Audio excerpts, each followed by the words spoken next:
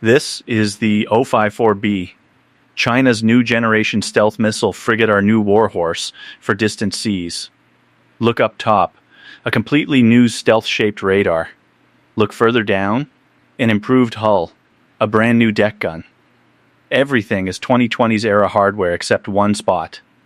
On the bow, the missile silo uses a 32-cell VLs with two 4-cell inclined launchers, essentially identical in count and layout to the O-54A that entered service 17 years ago. That's odd, because at the same time, many countries are doing the exact opposite. New frigates, climbing from 6,000 to 8,000, even 10,000 tons, loaded with radar, VLS, and long-range strike missiles, increasingly performing missions that look like a Navy's mainline destroyers. Everyone else is building frigates that look like capital ships, so why aren't we following? Welcome to this video of The Big Picture Reserved. Before discussing these trendy big-ticket ships, we need to answer a fundamental question. What is a frigate actually for?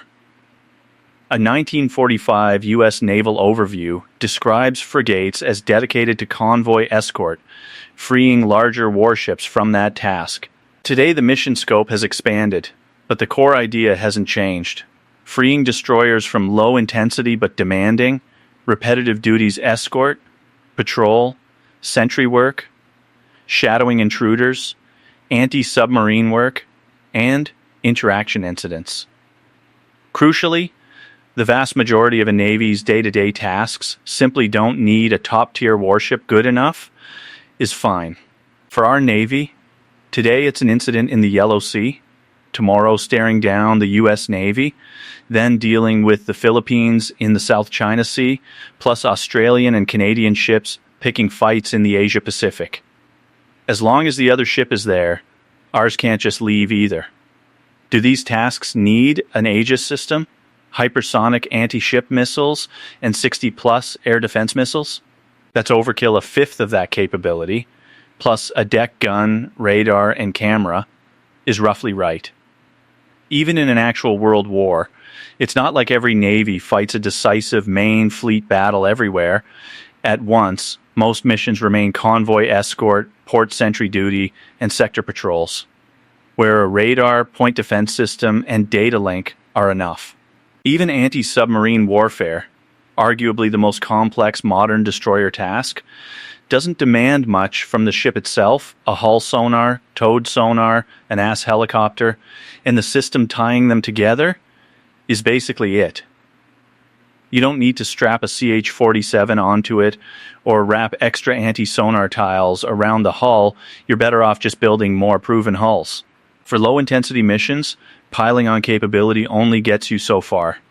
No matter how much you spend, it's still one ship, and it can't patrol two shipping lanes split in half. For high-intensity tasks, anti-missile, anti-ship, electronic warfare, air defense piling on capability genuinely pays off. Bigger radar face, more power and cooling, more VLS cells, a stronger combat system, all of that lets you withstand a heavier attack and, with thicker armor, win a decisive battle. But here's the problem. If you build that absolute top-spec destroyer, are you really sending it to handle petty interaction incidents? That's exactly why frigates exist. Using elite special forces to guard a warehouse is like using artillery to swat a mosquito. Let high-end assets handle high-end missions instead of exhausting precious carrier escorts on thankless routine duty. The core design philosophy of a frigate is maturity and reliability. Good enough is good enough. Don't randomly swap platforms. The most mature design is the most effective, and the most effective is the best. Our own Type O-53 family shows this clearly. The O-53K, our first domestic air defense missile frigate, commissioned mid-1970s, was 103 meters long, displaced 1,674 tons, and validated missiles, radar, guns, and fire control. Hudong Shipyard then built on the O-53K's hull to develop air defense and anti-surface variants under the O-53H designation, eventually forming a massive family. 14 baseline O53H units, 10 of the O53H1, 6 modified O53H1s, 7 combined O53H2 mods, and 30 of the O53H3 49 domestic units built over roughly 30 years. Reuse the hull, keep equipment mature, swap systems over time. The platform is the permanent barracks, equipment is the rotating soldiers. This fleet held our coastal line, freeing higher tier O51, O52 platforms for farther, tougher missions. On March 14, 1988, frigates Yingtan and Nanchong, after Vietnam opened fire first, sank 2 Vietnamese vessels and heavily damaged a third with 0 Chinese casualties. Yingtan is preserved today at the Qingdao Naval Museum. Guns and launchers intact. Back to the O53, it couldn't compete with Soviet or American navies, but for most missions, even medium-intensity ones, it was more than sufficient. Vietnam's navy at the time consisted of just a handful of frigates and patrol boats. Standing off against them was already relatively high intensity. Lower-level standoffs and patrols needed even more ships. In the 1988 Spratly operation, the Navy deployed 6 frigates in 3 two-ship groups dispersed across 3 reefs, later concentrating 3 of them to mass fire while the other 3 held position. The O54, picking up from the O53, follows a similar philosophy, but is a case of being simultaneously advanced and conservative. Its hull was genuinely advanced modular, stealthy, fuel-efficient, capable of decades of continued development. China's first frigate, with both a stealth hull and true blue water capability. But other systems were deliberately conservative. The baseline O54 used the older HQ-7 missile system, and the O54A kept the same 2-4 Cell YJ-83 anti-ship launchers and Soviet-Russian-derived top-plate radar. When the O54A's lead ship entered service in 2008, China's first Aegis-equivalent destroyer had already been operating since 2005 with a genuine phased array radar. The O54A could have used that technology, but deliberately didn't. Why? Because a frigate's performance just needs to be good enough after that. What matters is numbers. We built over 50 of the O54A, then realized even that was somewhat wasteful for routine coastal patrol, so we added 60-70 units of the type O562. Even with all our older frigates combined, we'd have roughly 1 every 136 kilometers along our coastline, still a bit sparse. Some argue the O54A and O56A have weak anti-submarine capability due to hangar limitations. But with our fleet of 100-plus frigates, plus older ships, we can deploy a whole flotilla on short notice line ships up, drop dipping sonars, run active pings, and effectively map the seafloor.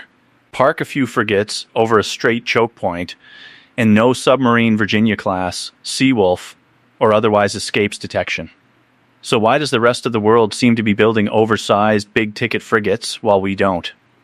Britain's Type 26, America's bloated new design, Russia's 8,000-ton Project 22 350M, Germany's chunky F-125, F-126, even Japan's 6, 200-ton Mogami class, many trending toward main combatant-level armament. The reason isn't complicated. These navies don't have enough main combatants anymore, so their frigates have to fill that gap. Take America's Constellation-class.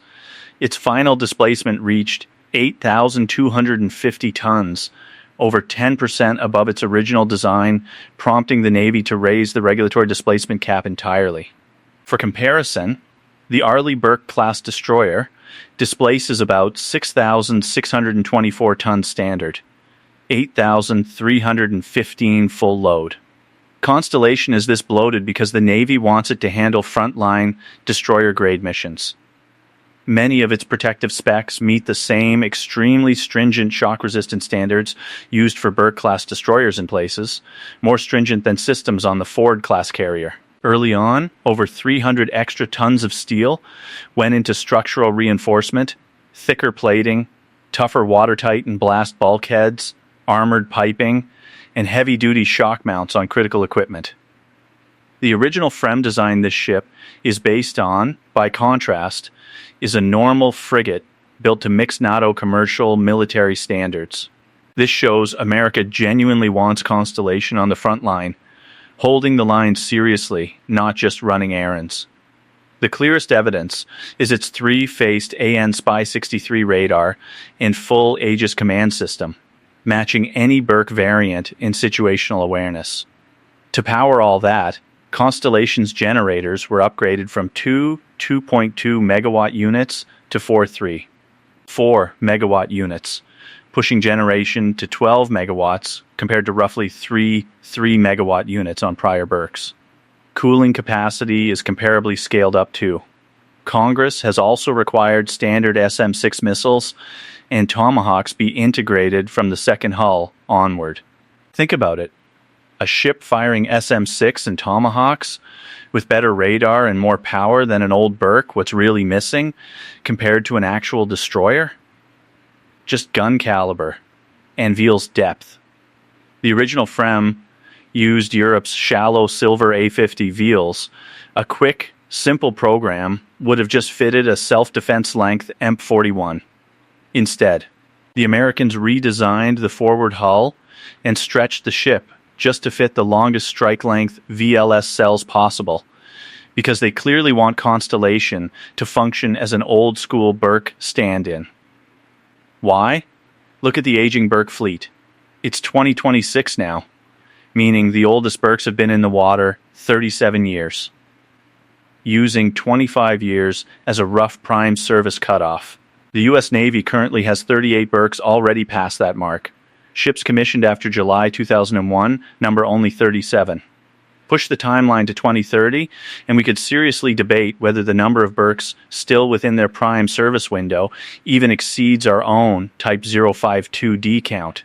So these large frigates aren't performing traditional frigate duty at all. They're genuinely filling in as second-tier main combatants. Which answers our opening question. Why don't we build these oversized ships ourselves? Because we're not short on second-tier main combatants. That's what our Type 052D already is. The 054B's role is clearly defined, not to take on first or second-tier main combatant duty, but to give us a purpose-built workhorse for distant sea support. The 054B's new systems, like its large dual phased array radar, simply reflect that our mature, low-cost subsystems have naturally advanced to this level as our defense industrial base developed. Anything older now would just be outdated capacity, not virtue. The new 100 memory gun makes sense too in a future complex amphibious operation. Sending a high-end Type 055 to provide close-in gunfire support would itself be wasteful. Our requirement for new frigates is simple: control costs, stay compatible with the previous generation, phase out outdated production capacity, add blue water capability, and ensure a low-cost workhorse exists once we operate far from home. Don't look down on the 054B reusing the 054A's 32-cell VLS, and launchers we already have over 50 054As using that exact system. And for logistics and maintainability, that capacity is already sufficient. We're not the Navy across the ocean. Our frigates don't need Tomahawks to cover a strike range gap, and they don't need SM-6 for fleet-wide area air defense against swarms of bombers and missiles. That's what the Type 055 is for. If the 055 numbers aren't enough, build more. We also already have plenty of 052Ds. Ultimately, the traditional frigate has essentially gone extinct in other countries' navies, because those navies can no longer sustain a numbers-based approach, so they just use destroyers instead and relabel them frigates. In today's world, there's really only one navy still playing the traditional frigate game as originally intended, and that's us. The traditional frigate isn't disappearing because nobody builds them. It's disappearing because everyone else decided to build destroyers instead. The only exception is a navy whose main combatants are already sufficient in number. See you in next video episode, where I'll cover an analysis of the Prospects series. Please like, share and subscribe, and feel free to discuss in the comments. See you next time.